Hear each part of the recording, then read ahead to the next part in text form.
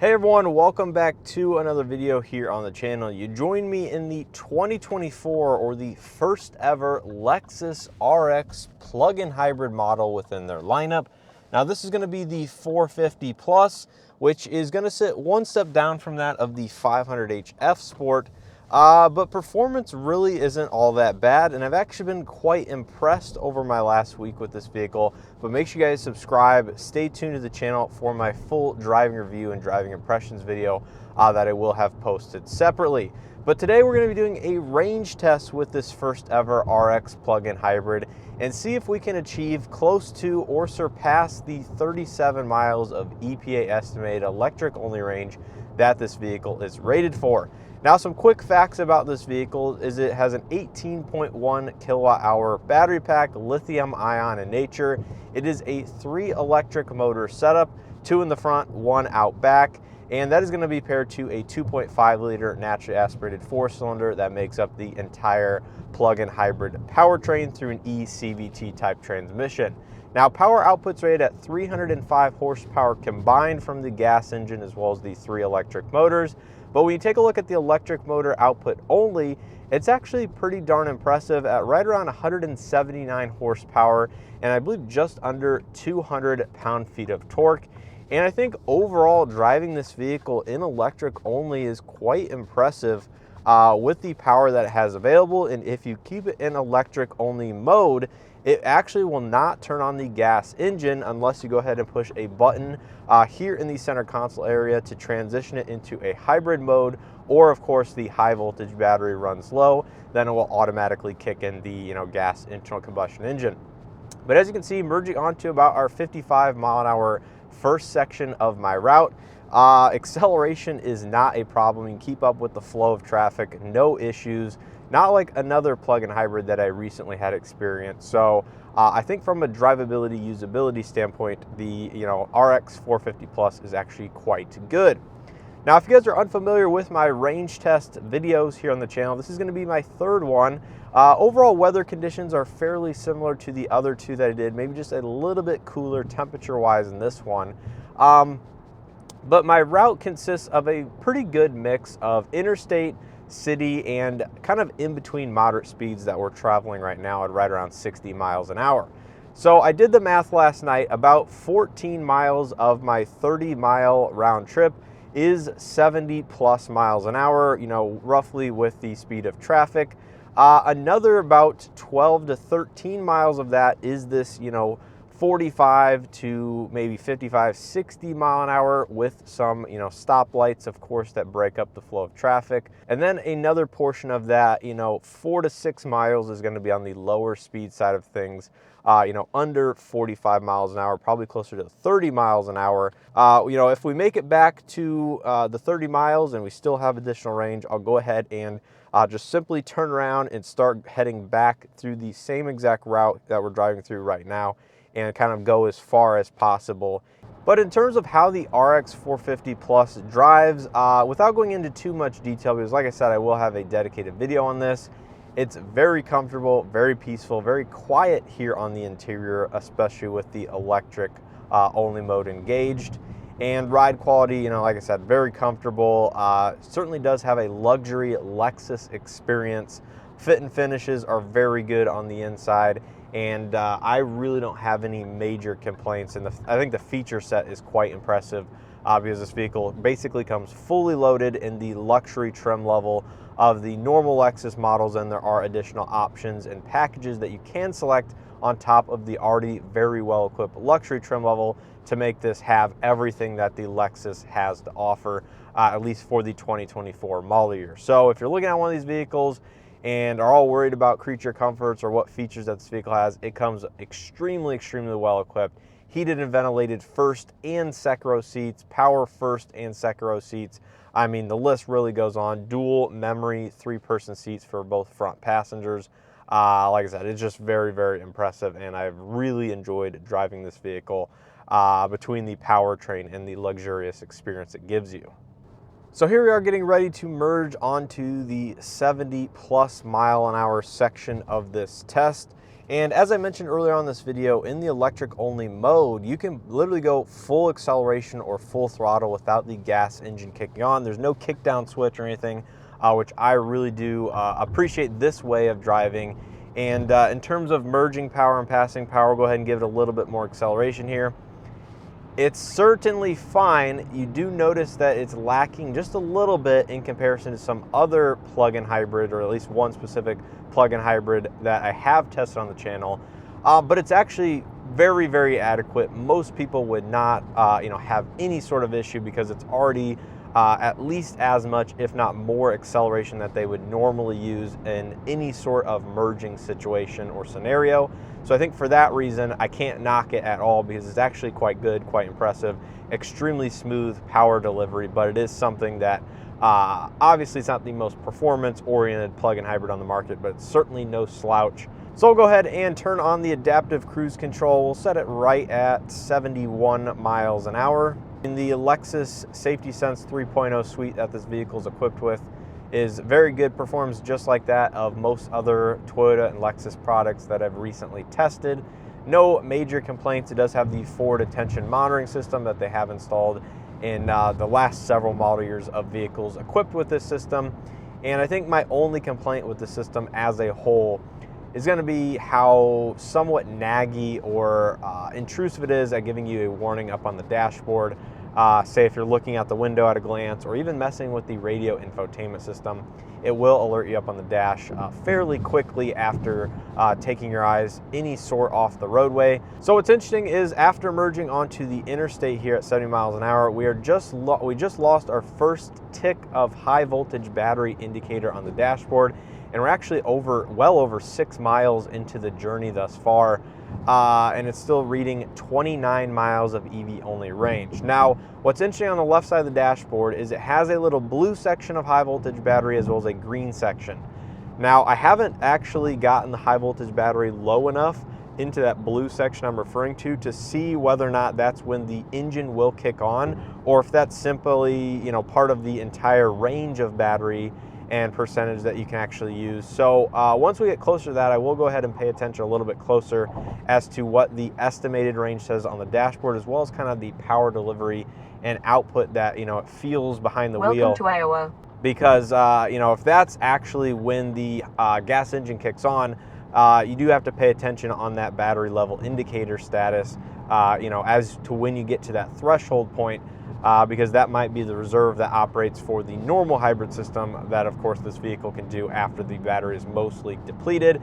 And Lexus says this vehicle will get right around 35 mpg combined, running it in hybrid only mode without plugging in overnight or keeping the high voltage battery topped up. So just to give you guys an update, currently the vehicle is estimating 21 miles left. We are missing 2 full bars on the high voltage battery indicator, which is a little bit interesting given how much of the battery we've used. But again, that's just going off the car's reading. I'm not gonna lie, I forgot to reset the trip meter upon exactly leaving the house. So I'm gonna have to do a little bit of math to get us to the correct number of total range. It should be easy. I know exactly where I reset it.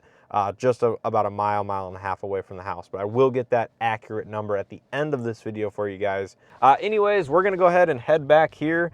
21 miles left. It should be about 15 miles according to Google Maps back to my starting location. So we're looking positive for at least running this entire loop one time, and obviously going a little bit further, but just how much further will be interesting to see. Because this car's rated at 37 miles as of right now. I think we're sitting right at or just about a mile or two below that. One thing I will say so far into this route is this vehicle, I'm just going to say it is way easier to drive EV only than that of the Mazda CX-90 and CX-70 plug-in hybrid, because that vehicle used a single electric motor and actually went through the transmission. And I think due to the fact of not only the motor output that they equipped in that vehicle, but the size, the weight, and the overall powertrain setup, is you could not go as far or give it as much throttle as you'd really like to, because you're always right at that threshold of not being enough electric only output. And then once you cross a certain point with the throttle application, it would actually turn on the gas engine. There's no way to basically lock it out and just only drive electric like this vehicle that I'm currently in. Now here we are merging onto the second section of the interstate, one that I like to use for reference because it's such a long sweeping acceleration zone. Really, I don't think almost any plug-in hybrid would have an issue as long as they can get up to 70 some miles an hour on that type of on-ramp. But again, if you're on a small, tight cloverleaf on-ramp, I think certain plug-in hybrids would honestly have an issue using their electric power to get up to speed, versus this Lexus should not have an issue given its acceleration capability on using the electric motors. And of course, the Volvo XC60 Recharge will certainly not have an issue. But I think vehicles like the CX-70, CX-90 may have issues accelerating up to speed in a safe manner on really short on-ramp situations. Okay, so I just got back to the turnaround point. The vehicle is showing 2.3 miles per kilowatt hour for efficiency, which is pretty darn good actually. 6 miles of EV only range left. We have like 1.5 bars on the battery level indicator above that blue section I was referring to. So I'll keep you guys updated as to if the engine kicks on at that point, or how the system transitions to gas usage. But how I'm going to handle the mileage discrepancy, since I didn't reset it as of leaving this point, is I'm going to take a picture or note the mileage seen here, start driving back on the exact same route that we took the first time, and then once we get to the point where I reset it, I'll note that mileage, take the difference, and then add that on to the end. Okay, so we are getting towards the bottom of the pack. We're on that last energy bar where it transitions into the blue section, and it says 2 miles of EV only range, so that leads me to believe that once you get into that blue section of the high voltage battery status indicator, that it will transition and turn on the gas engine. Now, I made it past that point where I forgot to reset the trip information, so that is all out of the way now. We're in a new path, and I'm not going to return back to the interstate right away because we are low on energy, and I want to give this car a fair chance as to getting not the best range possible, but a more realistic range of in-town driving. So I'm going to stay on this 45 mile an hour road for a couple more miles where it just basically goes at this speed limit with a little bit of additional traffic. Oh, and there we go. We just lost it. It was saying 2, and the EV symbol started to flash, and it just said hybrid electric mode. So it went from 2 miles of estimated range down to basically nothing. And it was right at 33 miles on the indicator, but again, I have to factor in the distance that, like I said, I forgot. And I'll go ahead and update a clip. That is a very nice Type R, and insert that now here at the end of this video where I kind of wrap up, give you my general thoughts. Overall, 2.4 miles per kilowatt hour in terms of efficiency, very, very impressive.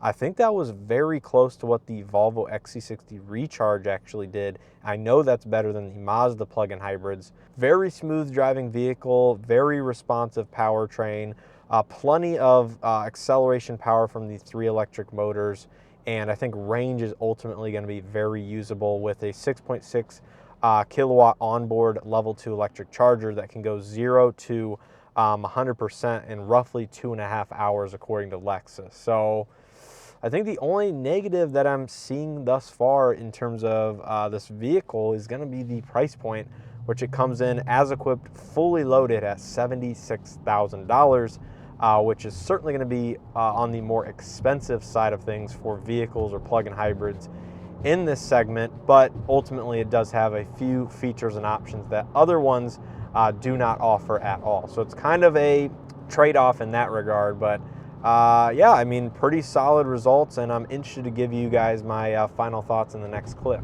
So the final number of total range is going to be 36 miles, and that is exactly what I was able to achieve out on my real world loop. So as you guys know, that's 1 mile short of the EPA rating, which is always disappointing to see.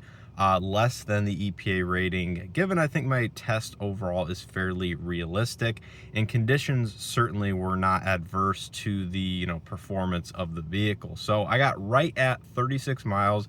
That's including the 3 mile stretch exactly where I forgot to reset the trip odometer.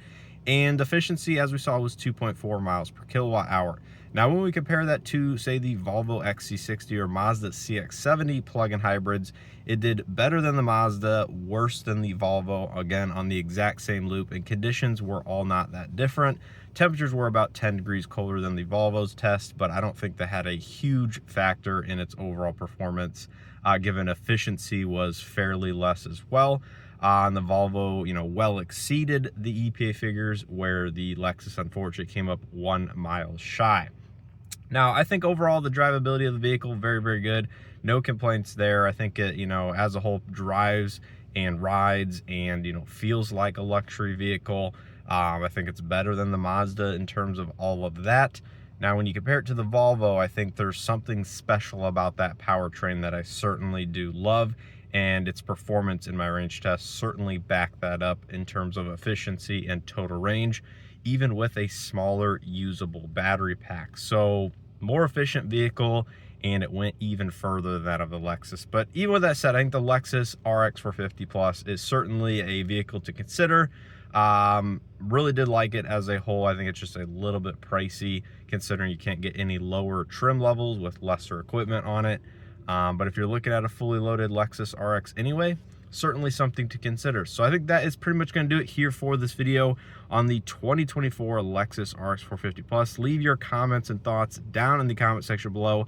Let me know what you thought of the vehicle as a whole. Would you purchase one? Have you gotten similar amounts of real world range with the EV only high voltage battery, or was my test an anomaly? I think it's pretty much conclusive at this point that that is what to expect, roughly right around the EPA figures. But overall, interesting to hear what you guys maybe have gotten in your personal vehicle in similar types of driving. So leave all that down in the comment section below. I want to give a huge thanks to Lexus for providing the RX450 Plus for me to test and review in this video. If you guys enjoyed it and or found something helpful, hit that like button, subscribe as always, and as always, I hope to see you guys in the next one.